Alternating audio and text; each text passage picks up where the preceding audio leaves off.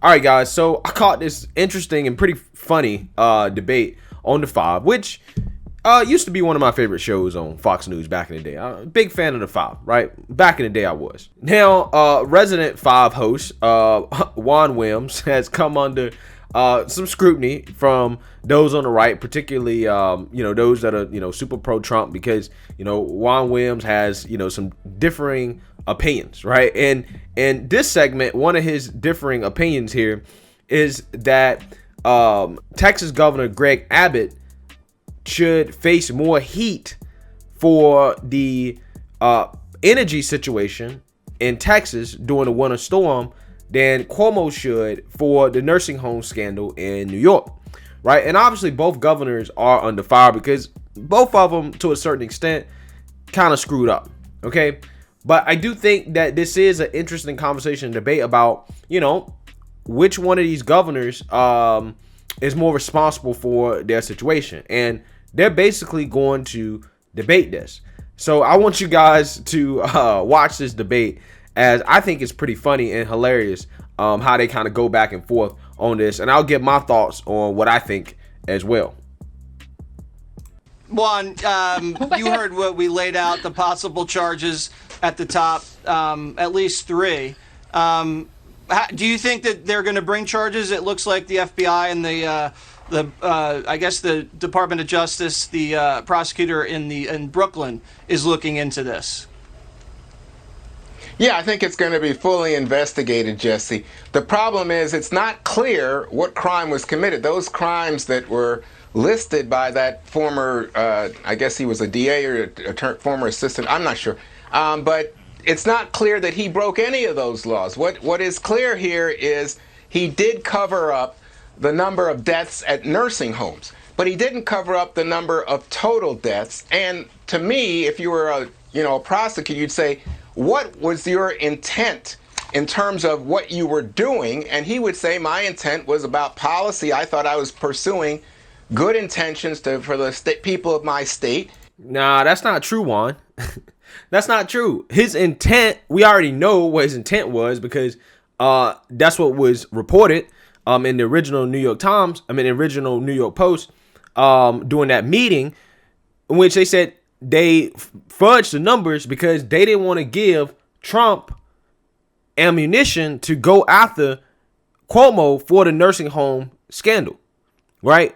A part of the reason why they covered it up and they fudged the numbers is solely for political reasons, solely not to become a target for Trump. So don't sit here and try to act like his intentions weren't nefarious, because they were. Right now, was he necessarily trying to, cover up the deaths overall? Probably not. But he was trying to specifically make a certain situation in which he's definitely liable for, to a certain extent. He tried to make that situation seem better than what it was in order to avoid being attacked on that situation from Trump. That's what his intent was. Otherwise, what would be the purpose of doing it? The risk versus reward, in my opinion, is just not there. Why would you do it in the first place? Clearly, he was wrong, but that's not a crime. If that was a crime, then, like people saying, I think this thing will be over by Easter would be a crime. It's not a crime. So right now, we've got 2 governors in this country in big trouble. One is Cuomo, because I think he is going to be investigated on this. But the other is Greg Abbott, who's trying to struggle with what's going on in Texas with people who've been freezing, people who don't have drinking water. And right now, if you look at the numbers, I think I'd rather be Cuomo than Abbott, because I think people are going to hold a bitter pill for a governor who didn't perform in the middle of crisis. Strongly disagree. Greg, did I? Yeah, I disagree with that too. I disagree with that too, because here's the difference between Greg Abbott and Andrew Cuomo. Andrew Cuomo's directive, right, to the nursing homes, right, which was definitely at the very, very least poorly worded, right, that he directly caused these nursing homes to interpret a policy in a way that made it so they would pack patients that were infected with COVID-19 into nursing homes with, again, older people who are more susceptible to dying from the virus. Okay, and this came directly from Cuomo. Now, when you look at Greg Abbott and the situation in Texas, obviously, yes, the governor should take some blame for it. The Texas legislature should take some blame for it. However, they're not directly responsible for it in the sense that Cuomo is directly responsible for that event, right? People, can argue back and forth all day about what caused what happened in Texas, right? The most that you can say is that, well, Governor Greg Abbott and the Texas legislature, they didn't winterize the energy systems, right, to be able to withstand this type of once in 100-year winter storm, right? And the defense for that was be, well, again, this is something that doesn't happen that often at all. Obviously the private sector, which basically runs the Texas energy, obviously are going to try to have lower costs. Obviously, they're going to try to skip out on some things, right? And with Texas, generally being very warm, right, and they don't get winter storms like that, a lot of companies are just going to be like, well, maybe we don't need to spend this extra money to protect against, a disaster that is very, very, very unlikely to occur. Now, obviously, these companies, right, in the industry in and of itself, were proven wrong. Okay, they were proven wrong because it happened, right? Not only did it happen in 2021, but there also was a pretty big winter storm in 2011. Now, all this, deregulation in Texas in terms of energy, that goes all the way back to George W. Bush when he was governor of Texas, right? And when they first initially did this deregulation, right, this was a bipartisan effort, right, that the Democrats and Texas Republicans agreed on. Okay, so to say that it's all on Greg Abbott is really, in my opinion, disingenuous because it's not. Now, moving forward, whether or not Greg Abbott or the Texas regulators will require that to happen, right, these companies to actually winterize it, I think that's on him. And that's something that they definitely should do. Because we do know, regardless of what you want to believe about climate change, that these extreme weather events, that is predicted by the people who, subscribe to climate change and the theory. We do know that it has happened, right? And we know that when it happened, Texas was not prepared for it and that it ended up in disaster. So moving forward, whether or not you want to believe in climate change or not, you do know that it's possible, right? And because it's possible, the true test of whether or not to judge, the Texas legislator and the governors is going to come down to what they do moving forward, because they do know now, okay, y'all might not believe this is possible, but it happened. And when it happened, it was devastating. Therefore, we need to be prepared no matter what moving forward, whether that's moving forward with green energy or coal and gas or whatever. It all needs to be winterized to protect from a potential disaster like this again. The same way that we've seen, all these energy systems work in cold weather climates across the country. Rudely cut you off when you had more brilliant things to say. I'm glad you did. I saw you getting a little upset with me. I'm glad you did, because it got me to listen to Juan and watch him once again do another lap on that old canard about it's not the cover-up of total deaths. We know that. We've been talking about that forever. It's the cover-up of the attribution, okay? So now we're 6 months. Yeah, exactly. And that's the whole point. The reason why Cuomo didn't cover up all the deaths, right, is because there was nothing to gain from that, right? He was already coming under scrutiny, or honestly, not enough scrutiny, to be quite honest, about the total deaths in New York. But specifically, what happened with the nursery homes is what people were paying attention to. So he tried to shift the numbers to make it look like less of the overall deaths came from nursing home than they actually did. Okay, that's the issue, right? That's the issue.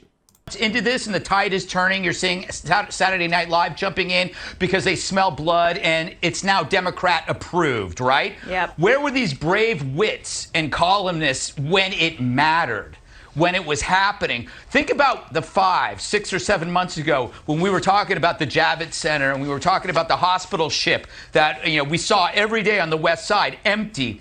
No one cared about that because you couldn't link that to the phrase Trump has blood on his hands. If you couldn't say Trump has blood on his hands after that, then you wouldn't mention it at all. So it was purely political to let Cuomo get away with this until it's now no longer politically feasible. So now, when you look back at this period, history will not be kind to Cuomo or his brother or everybody else who felt the only the only criticism could only be heaped on Trump. That's 100% correct. I 100% agree with Craig Gutfeld on this one, right? Because the media didn't cover it. Right. Matter of fact, they actively went out of the way to not cover it. They actively tried to make Cuomo seem like some type of hero and the leader in a pandemic. And the Democrats went out of their way to praise Cuomo's leadership, knowing what had happened. But see, that's how the media operated during the last year of Trump's presidency. Anything that could not be used to put blood on Trump's hands, they ignored it. They was like, all right, we can't use this. We're gonna ignore this, right? We've seen it on so many levels, right? I mean, they tried to blame every single death in the pandemic on Trump. They tried to. Okay, they tried to, but the reality is that what happened in each state came down more to the governor than it did Trump. But the media never made that distinction because it wasn't politically feasible for them to do so. Now that Trump is out of office, Trump is kind of off the scene for a little bit. Now the media, who again is corporate first and foremost, has to make some money, right? So now they want to revive this Cuomo scandal that happened over a year ago that everybody in right-wing news was talking about. Now they want to revive it and try to act like, well, we going after both sides. You know, we're fair and balanced. CNN particularly is trying to ride on this train. When it's like, no. You don't get a pass for this because you didn't cover it when it should have been covered in the first place. You did not try to fairly cover what was happening in New York early on in this pandemic. You just blamed it all on Trump instead of holding Cuomo's feet to the fire, despite him messing up in the nursing home, despite you knowing this as well. That's how the media is culpable in all this. That's why you're in the pod. I'm so angry. It's okay. I spit earlier. Dagan, you heard Juan say it wasn't clear that Cuomo obstructed justice, but his assistant went out and said it. She said we held back the numbers on purpose. Yeah, that's obstruction. Yeah, admitting a cover-up. That's not obstruction. That's not a good look. You know sure what? It is, Juan. But you know what is a crime? There's an active federal investigation. Yes, the Justice Department in I'm October. all for it, but it's not obstruction. Can I finish? Hold on before you finish. Let me say this about that exchange. I don't know what Juan is talking about. I mean, if you don't want to count that as obstruction, Cuomo threatening Ron Kemp, the New York assemblyman, who basically was sounding the bells on what he called a crime against humanity, right? That was happening in New York by Governor Cuomo. Governor Cuomo threatened him. Governor Cuomo called him and was like, if you don't shut this down, I'm going to ruin your career.